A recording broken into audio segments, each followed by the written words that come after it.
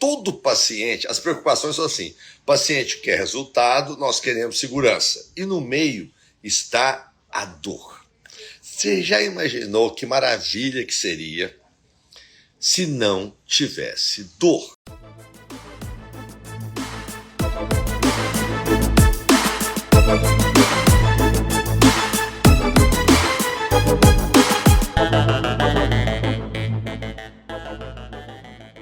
Então eu vou falar para vocês 3 coisas aqui rapidinho antes de terminar meu dia. Espero que seu dia tenha sido bom também. 3 coisas para você pensar. Primeiro, o remédio para a dor é o último recurso. O controle da dor é muito mais sem o remédio do que com o remédio. Eu vou te explicar. Segundo, você sabia que o nosso corpo tem um sistema completo de controle da dor? Você sabia que o nosso corpo produz corticoide, que é a prednisona nossa, nós temos fabricação própria. Você sabia que o nosso corpo também produz morfina? Então, por que a gente sente dor e o que a gente pode fazer para não doer? E a pergunta é o seguinte: é possível fazer um tratamento sem dor? É e não é. É porque, teoricamente, sim. Mas você vai ver aqui agora que a culpa da dor é nossa. Nós é que causamos a dor. Passar aqui rápido, igual eu passei com o Residente, alguns detalhes importantes. Mas, claro, ser live do Dr. Alex tem que ter o quê? História, anatomia e beleza? Então vamos passar só um pouquinho da história aqui. A história é com esse cara. Esse camarada, que é um médico ultra elegante da moda, em 1844, em março de 1845, ele saiu nos jornais todos médicos da época, porque ele era um médico em Dublin, na Escócia. E ele foi o primeiro. Ele fez um negócio impressionante. Através de um instrumento, ele conseguiu injetar uma solução de morfina na veia de uma paciente que estava com uma dor excruciante. E essa dor aliviou. Foi como se fosse uma mágica.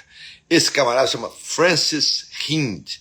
Então, Francis Hind, Alexander Wood e Charles Gabriel Pravas, um francês e 2 escoceses, foram os primeiros a ter essa ideia de dar morfina. E de lá para cá, muita coisa se falou, muita coisa se fez. Veio o grupo do paracetamol, do Tilenol, veio o grupo da dipirona, veio o grupo dos anti-inflamatórios não esteroidais, tipo Motrin, Ibuprofeno, Naproxen, Celebrex, todos esses inibidores das enzimas. A dor só é causada se houver trauma. Uma pessoa que você não encostar nela, ela não vai ter dor.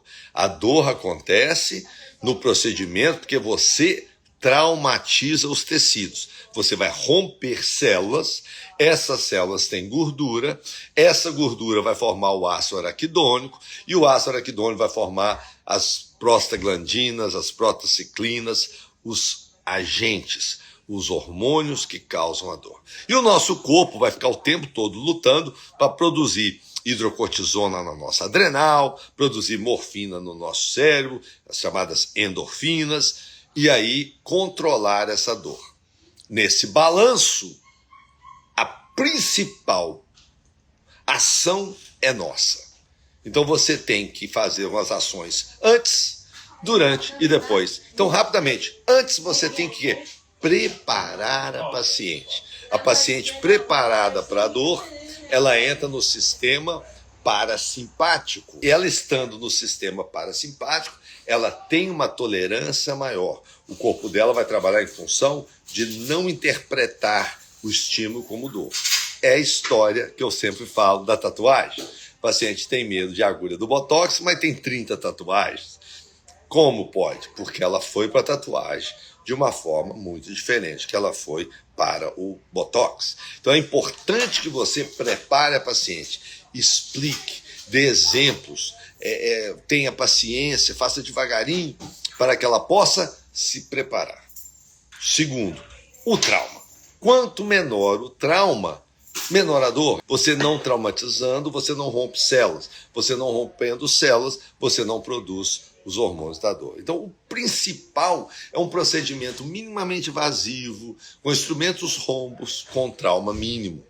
Assim como a tatuagem, o piercing, é feito com todo um cuidado, uma rapidez, um processo, para que a pessoa nem perceba. Assustou, já foi feito.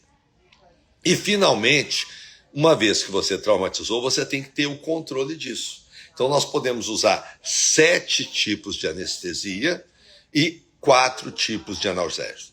Então, os analgésicos são o grupo das morfina, né, dos que a gente chama o mais forte. Não é que é o mais forte, é porque ele tem uma ação central. Depois tem os que têm uma ação local, sendo eles a dipirona, os anti-inflamatórios, que bloqueiam a COX, isso aí atua no tecido. E o Tilenol, que é o remédio para dor mais utilizado no mundo, e ele tem um detalhe interessante.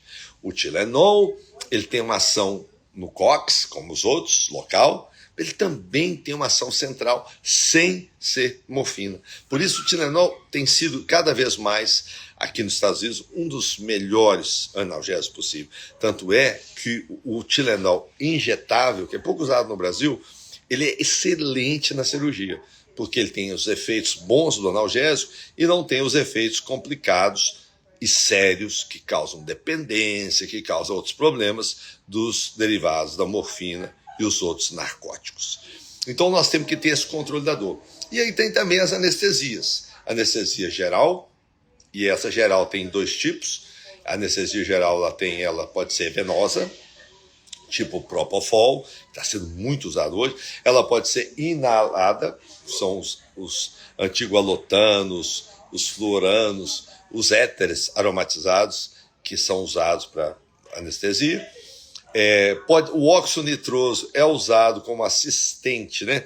Mas ele é péssimo analgésico, então não é o ideal. Na odontologia até que ele vai, mas na cirurgia ele não vai bem. Então fica aí os anestésicos gerais. Os anestésicos locais, claro, a grande vedete é a xilocaína, né, do grupo das amidas, mas é preciso lembrar também a marcaína, que é a bupracaína. E é interessante que antes da anestesia geral, que foi descoberta em 1846, já tinha então a morfina, 2 anos antes, conseguiram injetar morfina. Mas o que as pessoas não falam para você, que o maior fator de controle da dor é você, o seu preparo, a sua explicação, a sua relação médico-paciente e o seu trauma.